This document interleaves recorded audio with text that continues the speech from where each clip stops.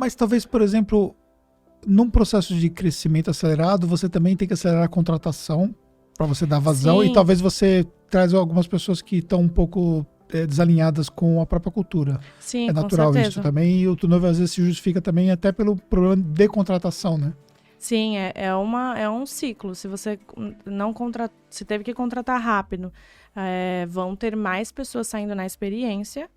Porque eu tenho uma frase que se na experiência tá médio, tá ruim, né? Então, se na experiência a pessoa não rolou, tem que ir embora, né? Não dá. Sim, não dá para forçar a natureza, né? Não dá.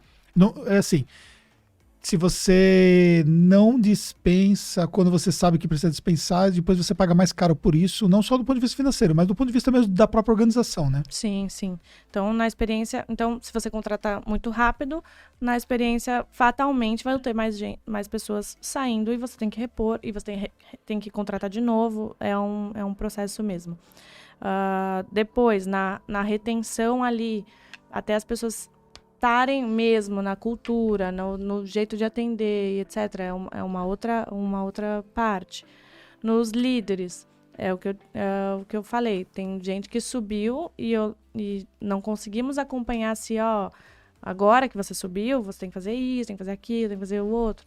Ou o novo líder, aqui funciona desse jeito, essas são as ferramentas que você tem como liderança. Então, essa parte num crescimento acelerado, ela precisa ser organizada num ponto.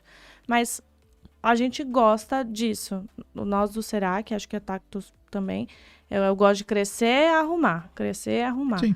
Até porque também, se você ficar só pensando que você precisa arrumar a casa para crescer, você acaba impedindo de crescer, né? Sim, Às você vezes... nem tem dinheiro, né? Você Total. não tem nem dinheiro Você precisa crescer em dinheiro primeiro para organizar a casa.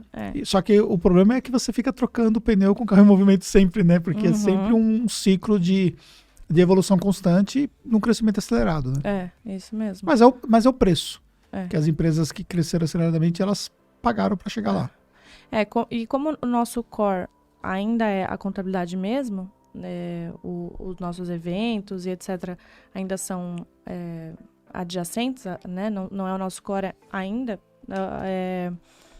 Então, a gente cresce em número de pessoas com o crescimento de novos clientes, né? Não na mesma proporção, obviamente, que tem os pequenos clientes, que dá para automatizar mais, mas ainda assim, ainda não é uma coisa escalável. Cresce a receita, cresce a despesa também. Então, é um jogo bem difícil de jogar ali. Tanto que eu sou o RH dos números. Eu falo assim, tá, você quer demitir? Me traz os números. Você quer admitir? Você me traz os números. Porque ela fala, não, mas você só pensa em números. Pô, mas... Isso é uma coisa sua? É uma coisa minha? Mas você estudou isso também que te ajudou a potencializar ou você sempre carregou essa visão de números? Eu estudei, mas sempre tive. Eu sempre tive, mas... Você só fortaleceu o que você já acreditava. Porque as pessoas são os principais ativos e também a principal despesa de uma organização contábil. Então, você precisa gerar lucro ali. Então, você precisa ver em números qual que é a produtividade dela, quanto que ela entrega e quanto que dá o lucro ali, né? Então, se um gestor está pedindo mais pessoas, peraí, vamos ver. Por que você está me pedindo mais pessoas? Você entregava 10 clientes com 2 pessoas. Você vai entregar 15 clientes com 3? Beleza, bate. Ah, não, eu tô pedindo porque eu tô entregando, mas eu tô fazendo muita hora extra. Tá, deixa eu ver. Verdade, você tá fazendo muita hora extra. Então, se contratar uma pessoa, vai gastar menos de hora extra e aí todo mundo fica mais feliz. Não gosto de hora extra. Tem que fazer, né? Sempre tem que fazer, mas não gosto. Prefiro que estruture de um jeito melhor que não faça. Então, esse balanço bem básico tem que ser feito em qualquer nível de tamanho de organização, né? Então, analisar os custos de pessoal, quanto que eles entregam, índices de turnover, índices de absenteísmo, para gerar mais lucro. E aí, você analisando, você consegue... Não é punição nem nada, mas, por exemplo, absenteísmo. Se você dá um benefício para o não absente... as pessoas param de faltar, Uhum. né? Então, Que e tipo aí de benefício você vê que é bacana, por exemplo? a gente tem tem o vale alimentação por assiduidade. Então, se você foi assíduo, um a mais, sabe? Sim, é o complementado que já está dentro da convenção. Isso. Então, se você foi assíduo, tem lá as regras, você ganha. Se você não teve as regras, você não ganha nada. Então, é lá um valor considerável para ter essa baixa de absenteísmo. Ou alguns benefícios, sei lá, de Gympass, Total Pass, enfim, para que a pessoa cuide melhor da saúde, para que a pessoa vá ao médico em determinado... Você precisa realmente analisar a organização e ver qual que é o ponto-chave. Fazer uma pesquisa de satisfação interna.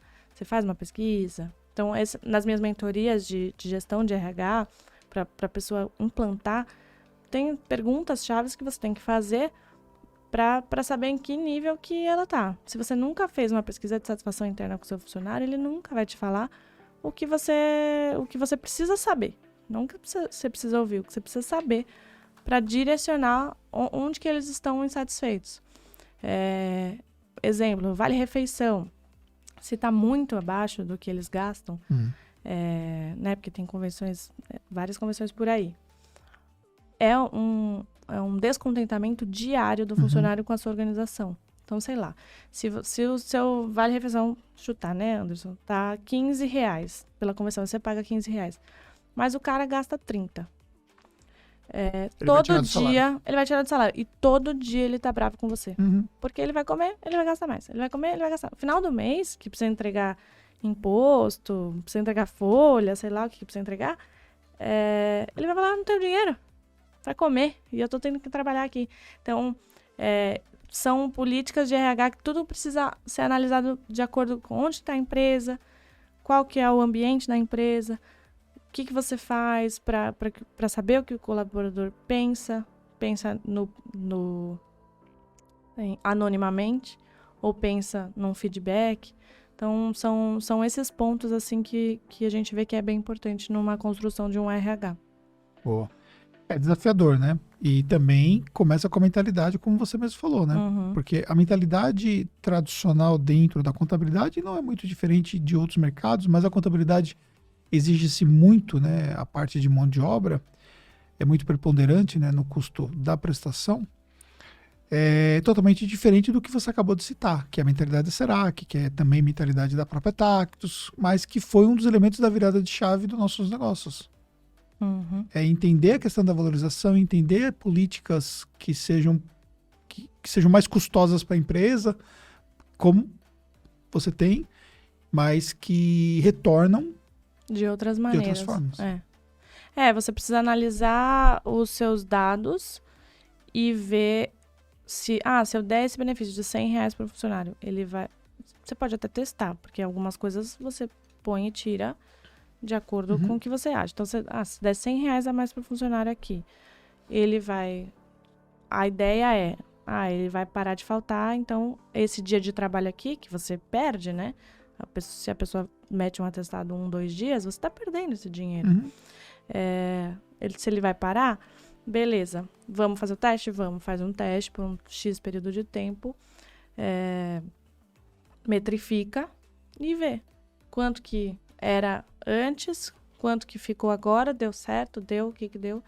Deu por um tempo, não deu, aí faz mais 6 meses, depois não deu mais certo, porque você cresceu, esse 100 por colaborador, fica muito, não fica, virou home office, antes era presencial, virou home office, auxílio home office, e assim você vai mudando as políticas de acordo com o tamanho da organização, do espaço da organização, do mundo como um todo. Sim.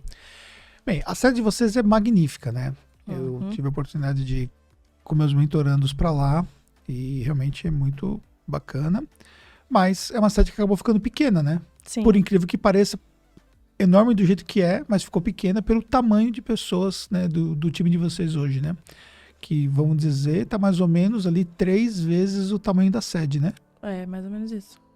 Como é que você faz para que vocês continuem ainda se mantendo lá? No híbrido, Híbrido. Alguns departamentos, eles vão menos, de 2 a 4 vezes no mês, mas são poucos. A maioria, eles tem pequenos nichinhos ali, que, né, visualmente falando, que a gente fala voltando no 1 para 8. Então, aquele líder normalmente marca com os seus liderados de ir em determinados dias. Então, vamos supor que o departamento contábil tenha lá suas 50 pessoas. E aí tem os 5 líderes, vamos arredondar, 5 líderes. Então, na segunda vai o seu líder 1 com 10 pessoas, na terça vai o seu líder 2 com 10 pessoas e assim vai indo.